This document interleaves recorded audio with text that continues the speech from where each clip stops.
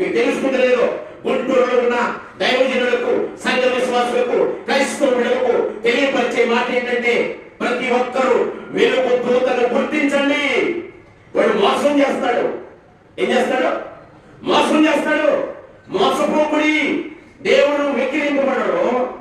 మనుషుడు ఏమి విత్తునో అదే పంట కోస్తాడు. కాబట్టి వెలుగు దైవం లేని మాట వినవద్దు. యేసయ్య వెలుగు నిజమైన వెలుగు. దేవునికి స్తోత్రం. ఆయన నిజమైన వెలుగుగా ఉన్నాడు. ప్రతి మనిషిని వెలిగిస్తుంది. ఈ వెలుగు ఏం చేస్తుంది తెలుసా? బాధలో ఉన్న వారి చేయి పట్టుకుని పైకి లేపుద్ది. అసూయ పడదు ఈ వెలుగు. కపటము చూపించదు, మత్సర పడదు, డంబముగా ప్రవర్తించదు ఈ వెలుగు.